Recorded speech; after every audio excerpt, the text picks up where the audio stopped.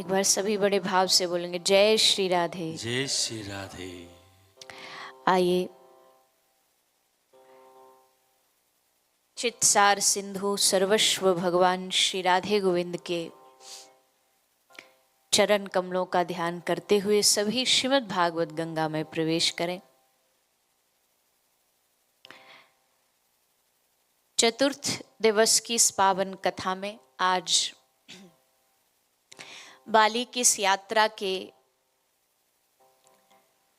एक पड़ाव को हम पूरा कर रहे हैं, जहां उबुद से आगे की यात्रा शुरू करेंगे। और आज का दिन, जैसा कल कहा, बड़ा पावन, क्योंकि आज ठाकुर जी का प्रागट्य उत्सव भी है। कल भारत में सबने गंगा दशहरा मनाया, आज एकादशी व्रत वैसे वैष्णव परंपरा का कल है। तो सब शुभ दिन इस कथा के बीच में भी हमारे मध्य में आ रहे हैं, ये भी भगवान की अति कृपा है। और पुरुषोत्तम मास तो है ही, जिसको हम पहले दिन से बोलते आ रहे हैं। मीराबाई कहती हैं, तेरे पास है हीरे मोती, मेरे मन मंदिर में ज्योति, कौन हुआ धनवान रे बंदे। अर्थात हम संसार के 12 महीना के 365 दिन संसारिक कमाई करने में लगे रहते हैं। फैक्ट्री जाओ, दुकान जाओ, बिजनेस करो, नौकरी करो, साल भर के इन दिनों में हम संसार की कमाई करने में ही लगे रहते हैं। पर वर्ष के कुछ दिन ऐसे भगवान की कृपा से हमें मिलते हैं मौका, विशेष मौका, जब हमको अपनी जीवन की आध्यात्मिक कमाई करने का अवसर मिलता है।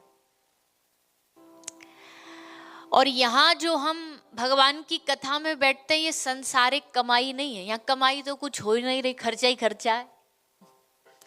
कमाई क्या है यहाँ? बस खाने का, घूमने का, पीने का सब खर्चा है। लेकिन इस खर्चे में भी अगर सबसे बड़ी कोई कमाई है तो वो यहाँ बैठ करके जो हम भगवान की कथा श्रवण करते हैं, ये हमारे जीवन की वास्तविक कमाई है। संसार में उसी की पूछ होती है जिसके पास धन ज्यादा होता है, उसकी जय जयकार होती है, वाहवाही होती है, उसे वीआईपी नाम दिया जाता है, जिसके पास अच्छा धन, अच्छा पद होता है। तो संसार में वीआईपी, हम कई बार कहते हैं, वीआईपी का फुल फॉर्मेशन क्या होता है? Very important person. लेकिन आध्यात्मिक नगरी में भगवान की नजरों में वीआईपी कौन है? बोले वैष्णव is important person. Thakur ji के लिए कोई संसारिक धनवान इम्पोर्टेंट नहीं होता, भगवान के लिए उनका वैष्णव उनके लिए सबसे महत्वपूर्ण होता है। ठाकुर जी की दृष्टि उस पर ज्यादा जाती है, ठाकुर जी की नजर उस पर ज्यादा जाती है। कथा में भी हम यही प्रयास करते हैं कि संसार की दृष्टि पड़े ना पड़े, ठाकुर जी की दृष्टि पड़े, उनकी हम पर नजर पड़े।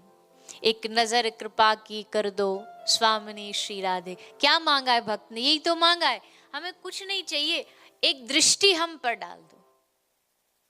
और वो दृष्टि कैसे डलेगी? अच्छा, संसार वालों की दृष्टि अपने ऊपर अगर आपको आकर्षित करनी है तो कुछ आधा टेढ़ा फैशन कर लो। आजकल तो यही होता है ना, कुछ उल्टा सीधा फैशन कर लो तो राह चलते सब दुनिया आप ही को देखेगी। फटा सा फैशनेबल कपड़ा पहन लो, आड़े टेढ़े टैटू बनवा लो, बाल लाल पीले करवा लो, और बड़े विचित्र विचित्र फैशन है आजकल। तो दुनिया एकदम अरे अरे वाह। अच्छा, ब्रांड्स पहन लो, अच्छी अच्छी ब्रांडेड कोई सामान पहन लो तो आदमी देखे, अच्छा फलाने का है, अच्छा इसका है। अपने आप दुनिया का आकर्षण आपकी ओर हो जाएगा। पर क्या हम ठाकुर जी को इससे आकर्षित कर सकते हैं? क्या ठाकुर जी हमारी ब्रांड्स देख के आकर्षित हो सकते हैं? क्या ठाकुर जी हमारा सोना डायमंड देख करके आकर्षित हो सकते हैं? हम कहते हैं ना कि अगर गले में हीरा पहनोगे तो चोर की नजर होगी, मतलब चोर ताकता रहेगा कि भाई कब मौका मिले और कब छीने। हीरा पहनोगे तो चोर की नजर होगी, लेकिन गले में तुलसी की कंठी पहनोगे तो माखन चोर की नजर पड़ेगी, ठाकुर जी की नजर पड़ेगी। तो भगवान की दृष्टि एकदम संसार से अलग है। संसार की दृष्टि में तो पैसे की पूछ है, पैसा, वाह वाह वाह वाह। एक आदमी था, उसका नाम था धनी राम, पर नाम ही बस धनी राम था, धन नाम की कोई चीज नहीं थी उसके पास, एकदम गरीब था। तो कोई उसे ना रिश्तेदार ज्यादा भाव देता था, ना कोई उसे अपने घर में बुलाता था, कोई उसकी इतनी पूछ नहीं थी। धनी राम बेचारा ऐसे ही अपना जीवन काट रहा। एक दिन भगवान की कृपा से धीरे धीरे मेहनत करता करता उसके पास खूब पैसा आ गया। अब धनी राम सचमुच धनी राम बन गया, खूब धन आ गया उसके पास। अब जैसे धन आया और जैसे ही धनी राम निकले वहां से, गांव में से, तो सब बोले सेठ जी राम राम, सेठ जी राधे राधे। तो जैसे कोई बोलता ना सेठ जी राम राम, तो धनी राम क्या कहता, हाँ हाँ हाँ बोल दूंगा बोल दूंगा, तुम्हारी राम राम पहुंचा दूंगा। अब किसी को समझना है कि हम तो इनसे कह रहे हैं और ये कह रहे हैं हाँ हाँ बोल दूंगा मैं बता दूंगा। तो जब भी जाए सब यही बोले बता दूंगा बोल दूंगा। तो गांव के सब लोग बोले धनी राम जी को, सेठ जी आप ये क्या बोलते हो? बोले चलो हमारे संग। हाथ पकड़ा, हाथ पकड़ के उनको घर ले गए। घर जाके कमरा खोला, कमरे की तिजोरी खोली, तिजोरी का पैसा खोला और बोला कि मैं रोज जब तुम राम राम बोलते हो तो कहते हो बोल दूंगा, मैं आकर के इस धन को बोलता हूँ कि ले भैया तेरे लिए राम राम भेजिए, क्योंकि धनी राम तो मैं भी पहले ही था, तब तो तुम कोई पूछते नहीं थे, तब तो तुम कोई राम राम नहीं करते। अब राम राम मुझे थोड़ी कर रहे हो, इस तिजोरी खजाने को कर रहे हो, इसलिए रोज कहता हूँ हाँ हाँ मैं बोल दूंगा, तुम जिसको राम राम कर रहे हो उसको पहुंचा दूंगा। जब धन पास होता है तो संसार वाले पूछते हैं how are you, how are you, और जब धन पैसा पास नहीं होता तो क्या पूछते हैं? बोले हु आर यू, कौन हो भैया तुम। दूर दूर के रिश्तेदार अपने बन जाते हैं जब मौज होती है जीवन में, और अपने वाले भी सब मुंह फेर लेते हैं जब जीवन में बुरा समय आता। तो भैया संसार में तो यही गुण देखे जाते हैं, किसके पास कितना धन है उसकी उतनी वैल्यू, पर ठाकुर जी के दरबार। अच्छा एक बात बताओ, अगर भगवान के दरबार में धनी देखा जाता तो क्या ठाकुर जी अपना वैभव छोड़ करके सुदामा के पास आते? क्या सब कुछ छोड़ के सुदामा के पास ठाकुर जी दौड़े दौड़े आते? वहां तो भैया ऐसा होना चाहिए था कि जो ज्यादा धनवान आए, जो ज्यादा पद प्रतिष्ठा वाला है, उसकी पूछ पहले होनी चाहिए थी, पर ना। आजकल भी जो मंदिरों में कि भाई धनवान पहले आ जाए, वीआईपी पहले आ जाए, ये सब सिस्टम इंसानों ने बनाया, ठाकुर जी ने थोड़ी बनाया है। ये तो हमने अपनी सुविधा के लिए बना लिया है कि चलो भागो भागो जल्दी जल्दी हमें कुछ धन दे और हमको वीआईपी दर्शन हो जाए। पर ठाकुर जी की दृष्टि वीआईपी पर पड़े ना पड़े, भले पीछे लाइन में सबसे पीछे कोई बैठा हो जो दिख भी ना रहा हो किसी को, और बैठा बैठा ठाकुर जी के लिए रो रहा हो, भगवान की दृष्टि पहले वाले पर नहीं, भगवान की दृष्टि पीछे वाले पर पड़ेगी, क्योंकि मेरे लिए रो रहा है, ये मेरे लिए भाव में डूबा है। तो इसलिए अगर संसार की दृष्टि में आना है तो संसारिक चीजें आप करो, संसारिक लुभाने के लिए संसार की चीजें करो, पर ठाकुर जी की दृष्टि में आने के लिए, अच्छा भगवान की नजर हम पर कब पड़ती है? जब हम भगवान की कथा में बैठे हैं ना। अब इसका मतलब क्या है? अब पता नहीं आपको इस बात से खुशी मिलेगी ना मिलेगी, हमको तो बहुत मिलेगी। क्यों? जब हम कथा में बैठते हैं ना, तो इसका मतलब 100% श्योर है कि इस समय एट प्रेजेंट, अभी के टाइम में, आगे पीछे का नहीं पता, पर अभी के समय में तो ठाकुर जी की नजर हम पर इस समय जरूर होगी। ठाकुर जी हमें देख रहे होंगे, ठाकुर जी हमें देख रहे होंगे, बोलो वाह बाली में दुनिया मौज करने आती है। ये देखो यहाँ भी बैठ करके कथा सुन रहा है, कथा कह रहा है, वाह वाह वाह, बड़ा अच्छा मेरा भक्त है। और हमारे ठाकुर जी ऐसे न जाने कौन से गुण पर दयानिधि रीझ जाते हैं, इनकी कोई गारंटी नहीं कब इनको हमारा कौन सा गुण भा जाए। कब इनको हमारी कौन सी छोटी सी क्वालिटी भी बाज। और ठाकुर जी के साथ एक सबसे बड़ा गुण क्या है कि अवगुण करे समुद्र सम। बहुत सुंदर दोहा है, सुनिएगा। अवगुण करे समुद्र सम, गिनत ना अपनो जान, और राई के सम भजन को मानत मेरु समान।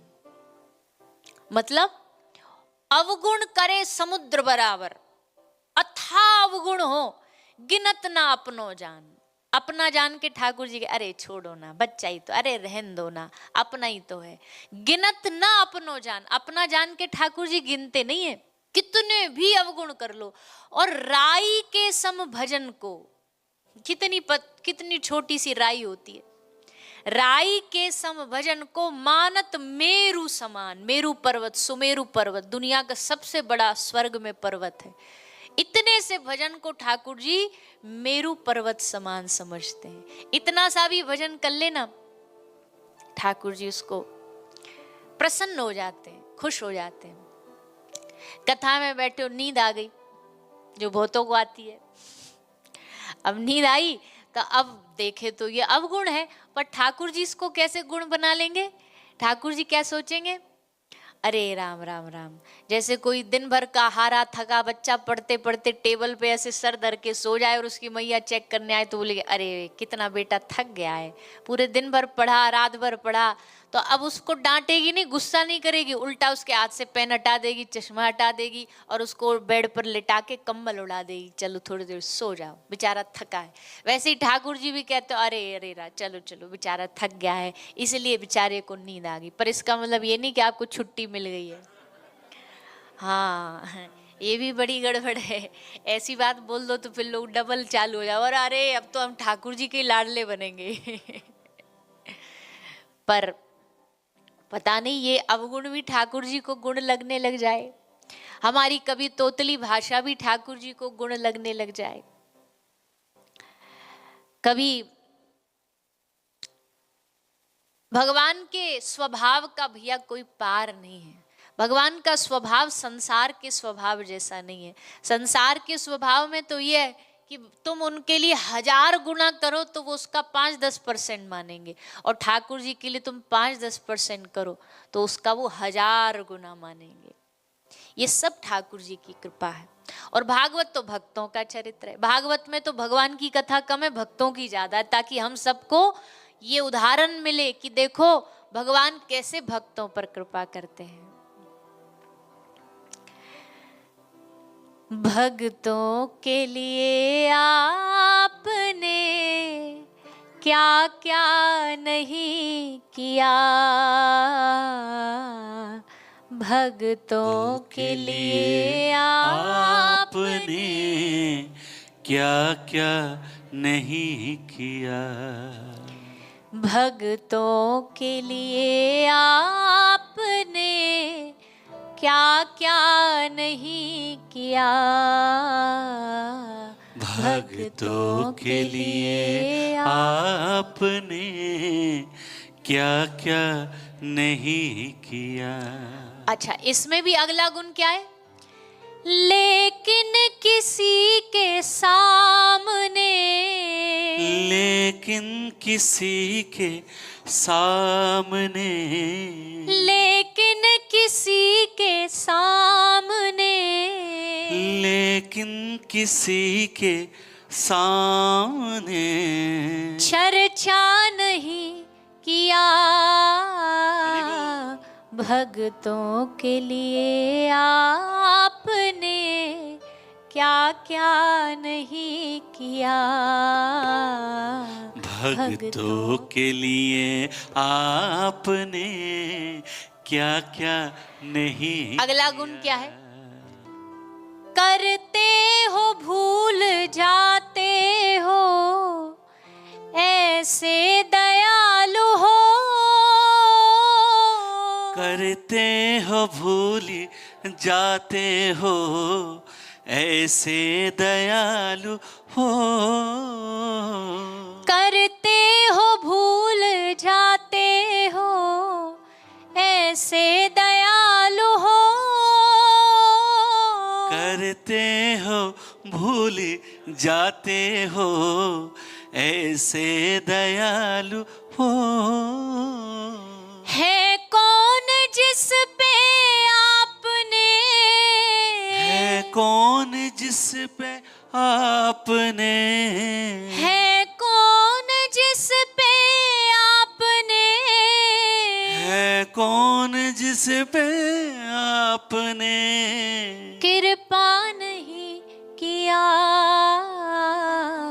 भक्तों के लिए आपने क्या क्या नहीं किया,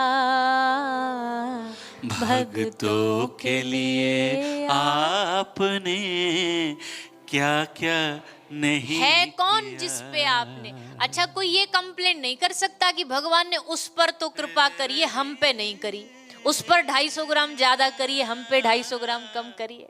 नहीं, ठाकुर जी की कृपा सब पे बराबर है। हाँ, भक्त जो होते हैं उन पे लाड़ ज्यादा है ठाकुर जी का, ये बात है, पर कृपा तो सब पे ही है। कृपा है तभी तो सांस ले रहे हैं, कृपा है तभी तो जिंदा है, बिना कृपा कैसे।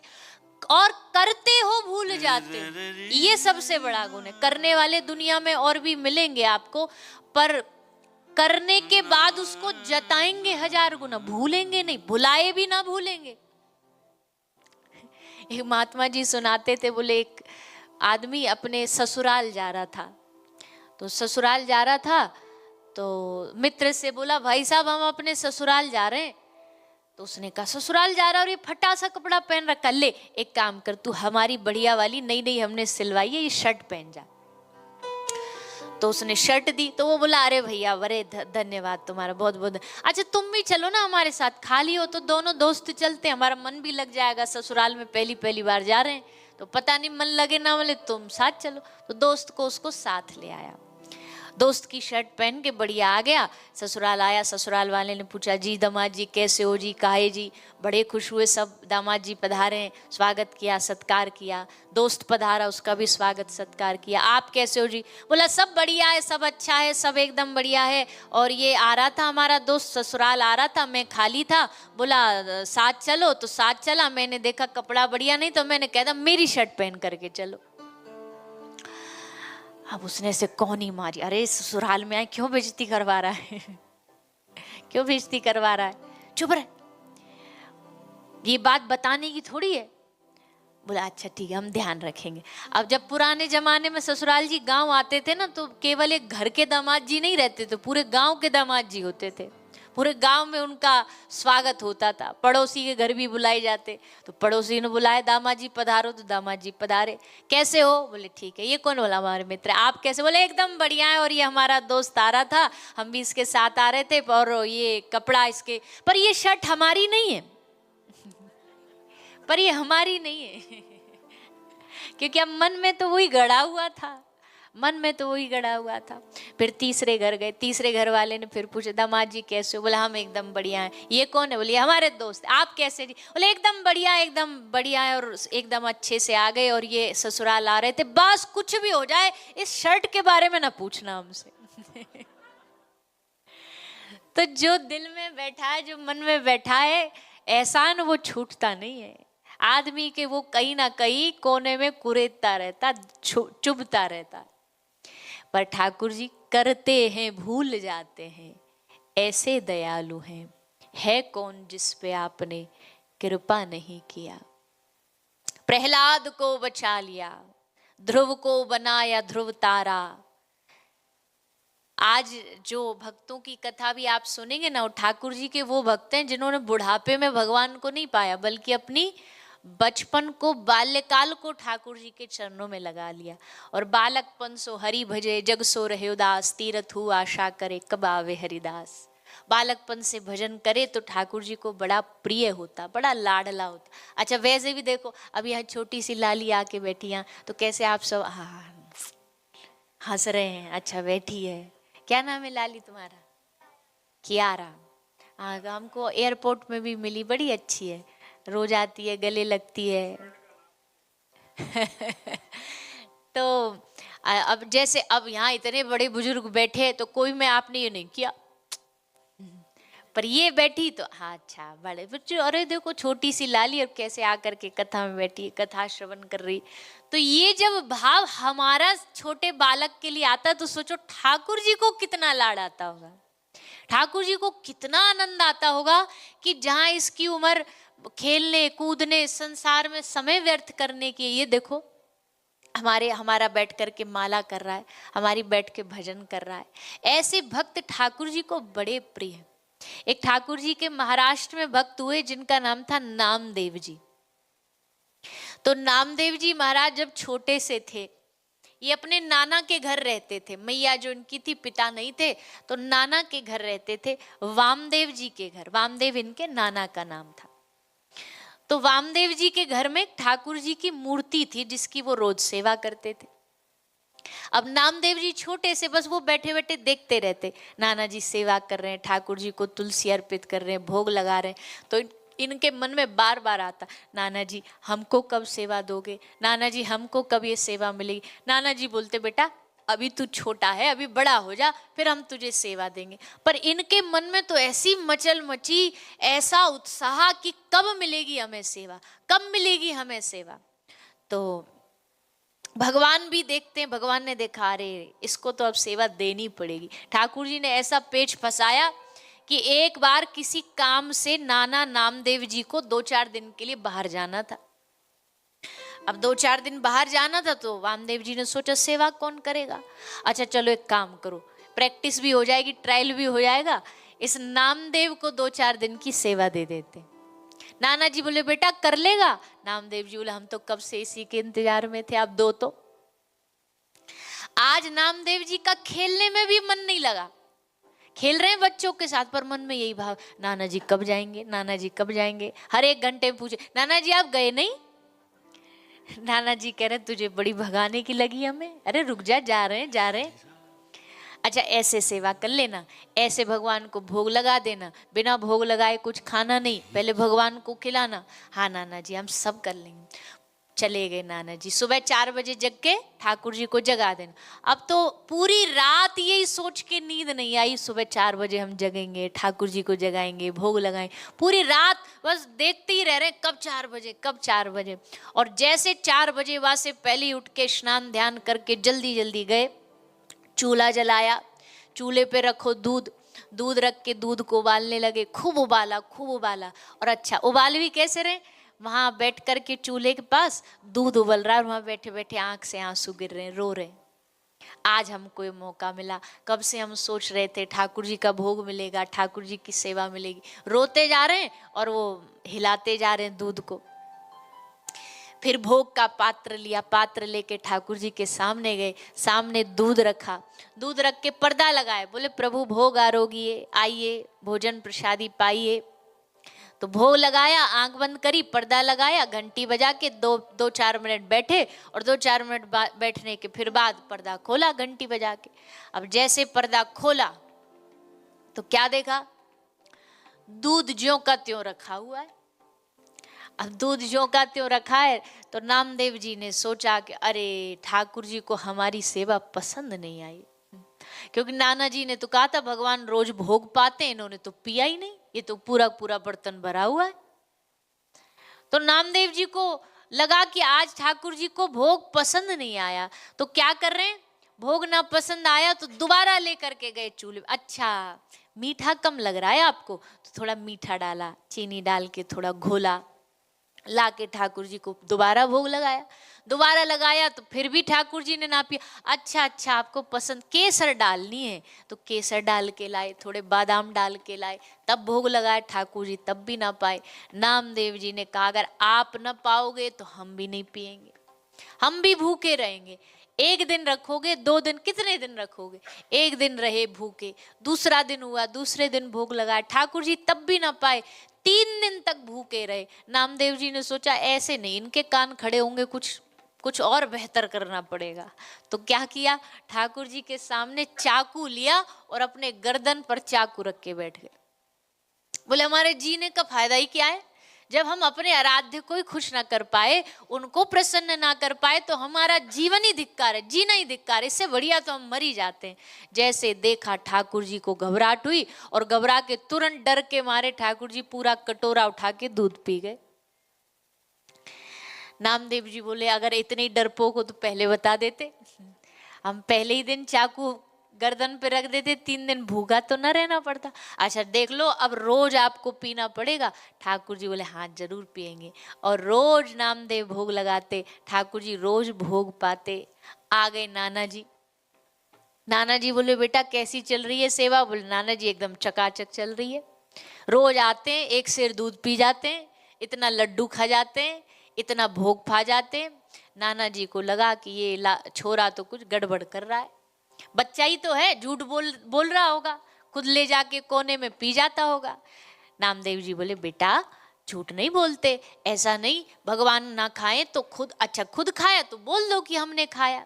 नामदेव जी बोले ऐसे कैसे बोल दूं, जब वही खाते हैं तो मैं कैसे बोल दूं मैंने खाया? बोले ठाकुर जी कहीं खाते हैं क्या? नामदेव जी बोले देखो अभी दिखाता हूँ आपको। तुरंत एक कटोरा दूध भर के लाए, पर्दा लगाए, बोले ठाकुर जी पा लीजिए। पर्दा खोला, जैसे पर्दा खोला तो कटोरा में पूरा दूध भरा रखा था। अब नाना जी की तरफ ये देखे और ये नाना जी इनको देखे, बोले देखा बेटा झूठ नहीं बोलते। अब नामदेव कैसे समझाए कि हम झूठ नहीं बोल रहे, पर आज जब बारी आई सचमुच परीक्षा की तो ये पीछे हट गए। तो अब ठाकुर जी कोने में जाके कान में कह रहे अरे प्रभु काय को हमारी बेइज्जती करवा रहे हो, जब रोज पी लेते थे दूध तो क्या आज नहीं पी सकते? तो भगवान ने मन ही मन नामदेव को बोला नामा कहीं भगवान की मूर्ति दूध पीती है क्या? नामदेव जी बोले भगवान की मूर्ति तो बोलती भी नहीं है, आप बोल तो रहे हो हमसे, और जब इतने दिन पी लिया तो अब जब परीक्षा की बारी आई, अगर मेरे भाव से आप प्रसन्न हुए हो कभी तो हे प्रभु कृपा करो और हमारे नाना जी को भी दर्शन दो, अनुभव कराओ। और जैसे पर्दा लगाया इस बार ठाकुर जी पूरा दूध कटोरे का पी गए। नामदेव जी के पांव पकड़ लिए नाना जी ने, वाह मैं सोचता था मैं तेरा गुरु हूं, पर तू वास्तविकता में मेरा गुरु है। मैंने इतने समय ठाकुर जी को भोग लगाया पर पाए नहीं, और तूने 4-5 दिन में ठाकुर जी को इतना पवा दिया। इसलिए तो कहते